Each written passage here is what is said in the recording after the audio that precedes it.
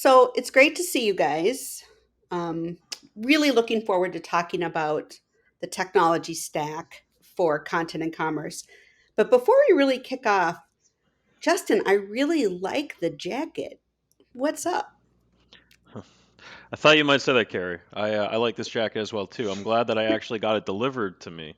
It has an interesting backstory that I think is somewhat relevant to our conversation today. So, this jacket I needed for a New Year's Eve party I was attending last year, which was a gold theme, and I actually decided to purchase the jacket online because online usually has a good selection of things that you can't normally find in stores, right? So, I originally found a different jacket and similar to this one, maybe a little bit more gold. Placed an order for it and thought that it would be delivered. However, I found out 3 or 4 days later that the product or the jacket had actually never really shipped. I reached out to customer service. I said, hey, when I went to your website, was trying to purchase. The site said it was in stock. It said it would ship out same day, and typical delivery time was 3 to 4 days. And they said, well, actually, the site was wrong. It wasn't in stock. We never actually had it. Oh, We can't actually ship you the jacket.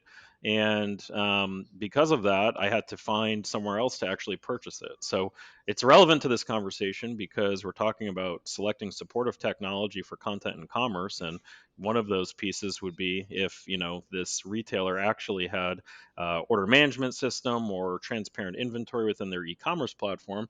I would have actually gotten the jacket the first time, and unfortunately, I had to purchase it somewhere else. So because of that, I decided to resurrect this awesome gold jacket with fantastic design elements for this conversation to really drive home the fact of how important it is to have a supportive technology stack and different pieces of technology to really support customer experience outside of what is traditionally known, which is a front end user experience that looks good, but there's other elements to great customer experience like having transparent inventory and accurate inventory that would have actually given me the jacket sooner and given me a better experience overall. Wow, that's quite a story. And honestly, It's quite a it is jacket too. quite a jacket. I don't feel like Ritesh and I are like measuring up here. yeah, You know, underdressed. I did not know I had to dress for the occasion. But I think I really like how you talked about the supporting technologies, right? Because I was just going to ask you, so Justin, what could that retailer have done that would have given you a great experience as opposed to a not great experience, right? So you answered that, but and I think that let's start really by talking about the pillars, right? Because I think that we often to your point, like especially when you're talking content and commerce, right? That front end experience, leveraging a best in class CMS for the head, leveraging commerce behind the scenes, deciding how you're going to implement it, right? Is it CMS led? Is it commerce led? Is it a hybrid model? All of those things are really important, but there's so much more that really supports and drives that experience, right? Which you touched on with order management. So Ritesh, I'm gonna um, pick on you a little bit here. Not pick on you, right? I'm gonna reach out to you on this. Hmm. What are some of the other supporting technologies that we really consider at Proficient to be pillars, right? Like, what are the pillars of commerce? What does that really mean? Yeah, thanks, Kerry. A lot of thoughts come to mind, and my first reaction is I almost want to map out a reference architecture to solve what the pain point that Justin just went through to buy a jacket. Um, Speaking of reference architecture, typically when we are looking at a landscape of different systems, as you said, we start with the core systems, which is commerce, PIM, order management, and overarching the buyer experience or experience management. Right. But in extension of that, there's obviously other systems that come into play. A lot of companies already have some of these, or some are looking to purchase licenses or put them in place. So some examples being, companies would have an ERP in the background. They would have a PLM system in the background for product lifecycle management. Some could have a formal WMS, warehouse management system. Some might have a homegrown version of it. We've seen a lot of companies have already purchased a DAM, digital asset management, and some manage digital assets in SharePoints or network locations or within the commerce or within a PIM system. What else? I think CRM, a big use case. A lot of companies have a dedicated software that they've purchased and put that in place. Um, and so, yeah, I think there's quite a few more, or even in commerce, one last statement I'll make is even within commerce, there are integrations to payment gateways, there are integrations to tax engines, there are Right, integrations for searches.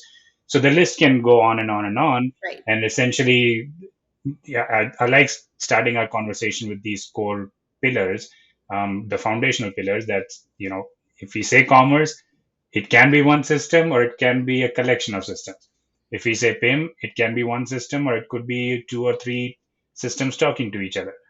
So I think that's a key thing for us as consultants to know about it and understand what we are navigating, and of course to guide the companies to say it's okay what we have or what they have in the enterprise architecture, but let's start our next round of conversation and next journey with mapping it out to say which system should do what and start to slice it down further.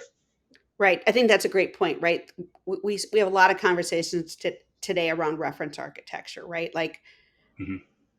what do you currently have, and then what do you need? And we talk a lot about the fact that this is so much more than just technology, but as organizations mature and they deal with their capabilities and their business maturity, and they grow and expand, and which is often when we see people really looking at content and commerce as an example, right?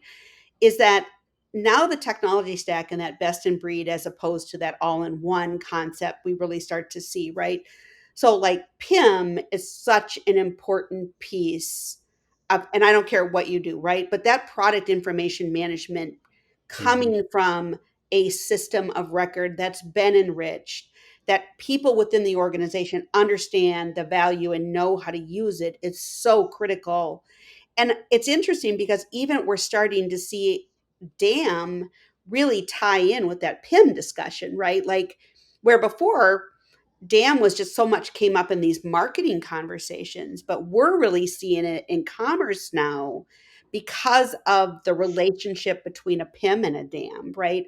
Those product information assets, videos, images, all of those documents, your SDS sheets. I mean, we've starting to see that come up as almost kind of in my mind becoming part of that core pillar now, right? Where before Mhm. it wasn't a common conversation.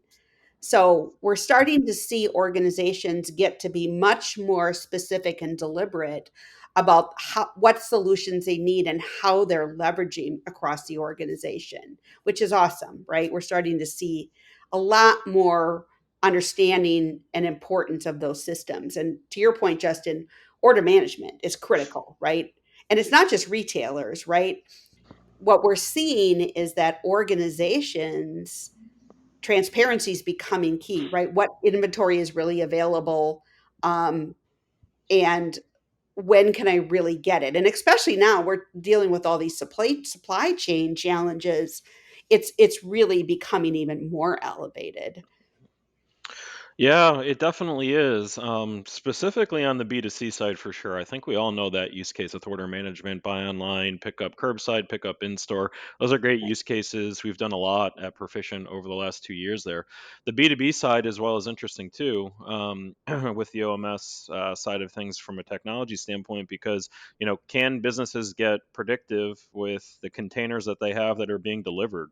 Can you actually forecast what inventory will be in your warehouse tomorrow and maybe display it on the site a day early? I think that's kind of where people are trying to go. And also, too, listen, if you're a B2B organization and you don't have inventory in a product that someone needs, yes, they might go to another distributor, a manufacturer to look for that, which isn't ideal. But it's important that you leverage what Ritesh talked about, and these other pillars to deliver the best possible experience for your customer so that, yes, they might go to get it somewhere else in a specific situation, but because you've curated a set of systems that provide such a great customer experience, they're going to come back to you because they like those systems, right? And they like the experience that you provide for them.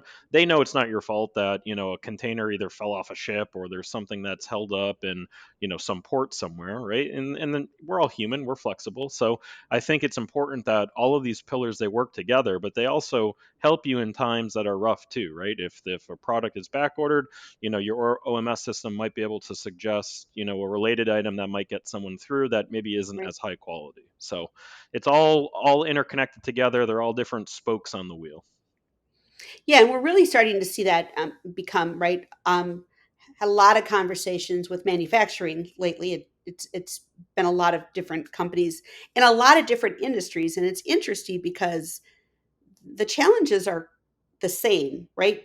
Different use cases, different complexities, but the challenges are the same, right? Talking to a large manufacturer in the agriculture industry, that customers are so frustrated that they can't get like one part that they need. So they're putting in a big system. And the interesting thing is that they didn't necessarily want to go to somebody else. They just wanted to know when it would be available, right? That they just Sure. wanted that transparency Yeah. so that they could make decisions and act, right? And that's just key. And in those scenarios, you're holding up a multi-million-dollar installation over an elbow, right? Well, is there another elbow that could work? Could we look for a different supplier? Could we find a way? And it was fascinating, even listening to how the customers were willing to help solve those problems, right? Which is fascinating to me. A lot of loyalty about Yeah. how if that manufacturer would work with them and give them that transparency, they wanted to help solve the problem and they just wanted to know. So I think we're seeing that more and more. So I think that, those pillars are becoming critical, and order management, to your point, Justin, is becoming such a critical part of that technology stack, right? That visibility. And a lot of people are like, oh, I can do that in the ERP. You can't, right? Because ERPs are not designed for, I mean, where I came from in my industry, we did a lot of blanket orders, right? People would place a blanket order for the year with releases. Well, it looked like we had no inventory. Sure. The reality is we had plenty of inventory. We could have shipped out of that blanket because we had plenty of time to make sure that the blanket was getting fulfilled when they drew upon it. But it always looked like we were out of our head negative stock, right? Which is just not a great experience when you're talking to clients. Yeah. So I think that this was great. I want to transition to a little bit talking about it. And Ritesh, you really hit on it, right? Is some of these other systems, because we're seeing a lot more um, as organizations get more mature, right? You mentioned PLM and some of these. CPQ as an example. Like if you have a Yep. complex business and you're selling systems, right? CPQ may be a big part of your business. And currently, we see a lot of CPQ happening kind of behind the scenes, like the channels using CPQ to configure. Mhm. But we're also starting to see where customers are like, even if a customer tries to configure a system or a prospect tries to configure a system, even if they're wrong, right? It's fine, but you have the opportunity now to engage with this person. They obviously have something going on that they want to build that system. So we're seeing things like CPQ. We're also seeing things like search, right? Like elevated search. And we have an episode of Content and Commerce that's specifically dedicated to search. But really, when organizations, want to start bringing personalization is a great reason to elevate search, right? If you have a PIM and you've enriched your product information and you're really focusing on that content and enrichment, search is a great upgraded system to start driving more engagement. What are your guys' thoughts on that? Like search and some of these other tools that really help drive organizations forward.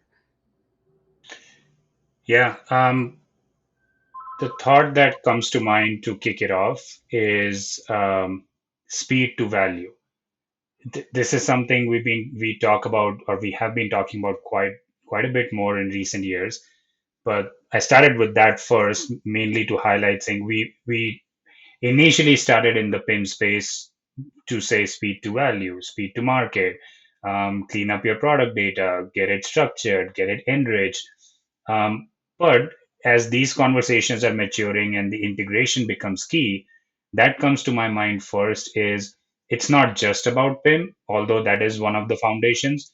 Um, to your point, search, CPQ, or any integrations, essentially what's happening, I feel, these days is the faster you get your information out in front of your buyers, dealers, distributors, partners, whoever you're doing business with, the faster you get that information out, and at the same time, the more enriched it is, meaning more relevant information is tied to that information or to that product, and can't forget images. So visuals and text to go hand in hand, the integration becomes key. So I'm sort of trying to connect the dots in all of these. Is there's so many systems out there.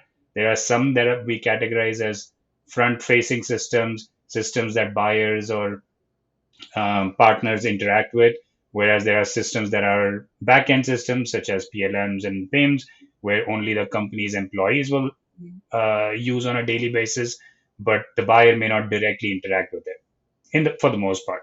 Some of these have portals and widgets and stuff for external users to access. So I guess that I feel like that sort of connects the dots to say what's our end goal, and the end goal is to get relevant information in front of our buyers, map out their journey, and of course, like what you and Justin were talking about is how accurate is my inventory? Where do I get it from? When I place an order, when does it get shipped to me? What's the timing? So all of this is relevant information.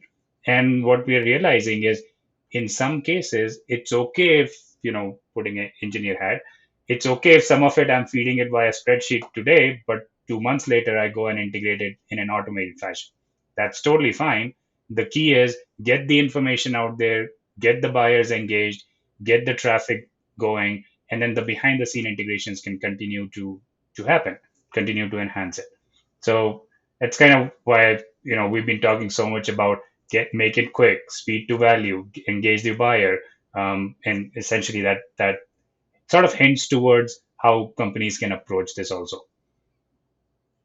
Well, I think some of the things we don't always talk about, right, is we talk a lot about that front end experience and how customers engage. Some of Hmm. the things we don't talk about as much is that it also impacts your internal business, right?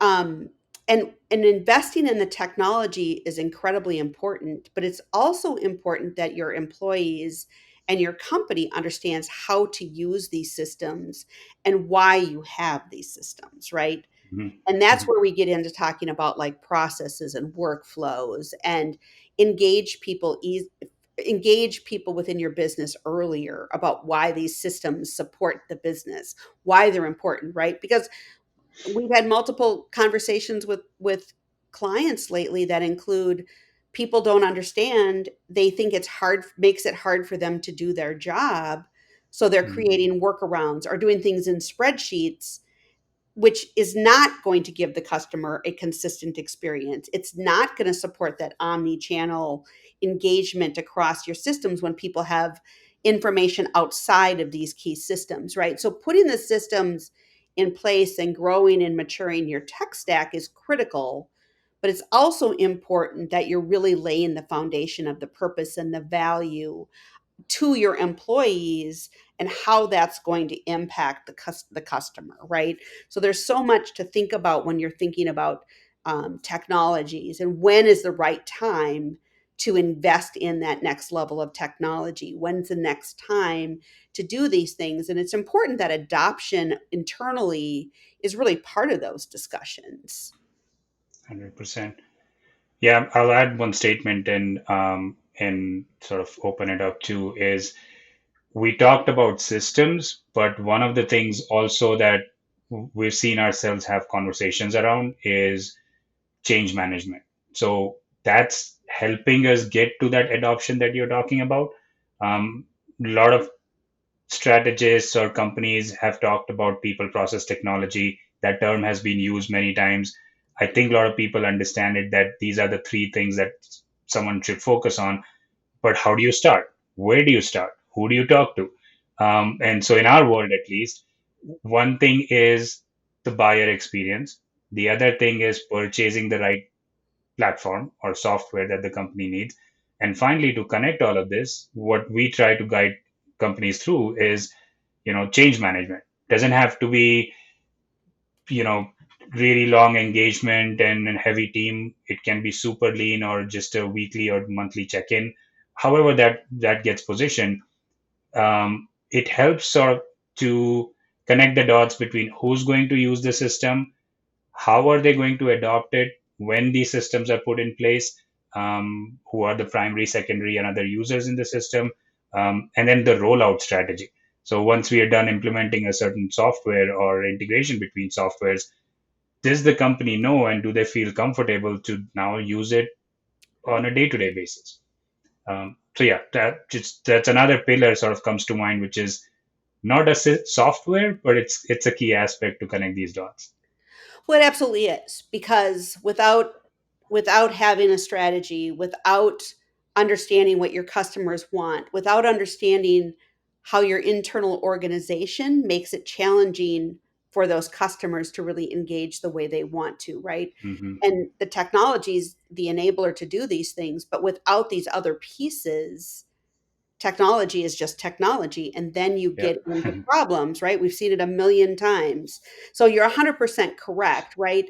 And the reality is it's when do these new technologies fit in? When are we really mature as an organization to really understand and use them? How mature are we? Do we have the capabilities we need? And when you get into technologies, right, we can talk about customer care, right? Customer care teams need technology to be able to deliver in this digital age, right? And they don't have them. And we talk a lot about chat. Technology wise, putting chat on a site is easy. That's not the complexity, right? The complexity is in, are your people ready to really leverage chat? Do they understand? Are they going to use it? Or are they going to ignore it, which is a risk of a bad experience, right? So all of these things really connect the dots to your point, Ritesh, about the technologies, the stack, how you grow and expand. When does pricing optimization tools make sense? When do advanced search, right? Do you do education, right? Do you have an learning management system that's part of your stack, right? So people are engaging. There's a million technologies, and I think what we're saying is there's really some key pillar ones that you should really plan on, which is that commerce, that the head, the CMS, the DXP if you're going down that DXP path, um, PIM, and then that order management, PIM and DAM, and then that order Hmm. management piece.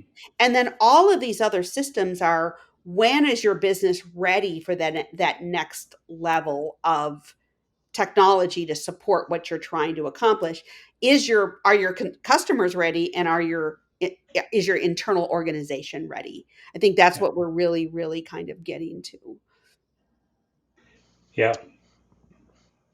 Yeah, I agree, Carrie, Thanks. and I think you kind of summed up everything that we were looking to talk through here in a great fashion. I think something that's important too, what you talked about earlier, is site search, and I'm obviously a big advocate for site search. I think it's an area of e-commerce that folks should spend more time on. But if you don't have good product data, like you, Carrie, and Ritesh always talk about, you could spend all the money in the world on a third-party site search, enterprise site search to put in your site, but it's not going to work, right? And I think what we're trying to help avoid is that situation. What we've seen with people that we've worked with is that that case is often too common, where someone's investing in a front end CMS or someone's investing in OMS, and maybe 10 or 20% of that system is being leveraged the way that it was designed to.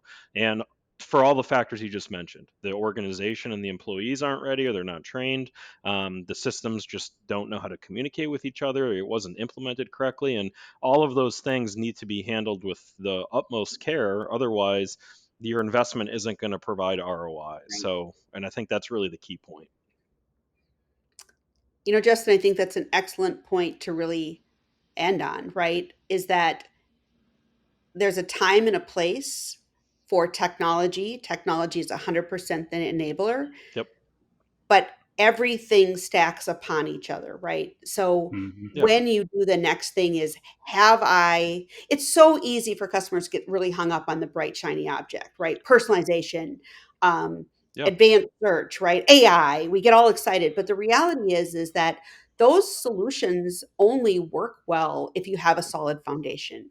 If you've Yeah. invested in the foundation, you've really established that solid foundation, then layering on those advanced technologies really start to make sense, because now you're putting them on that solid foundation in which to build on. So I think Yeah.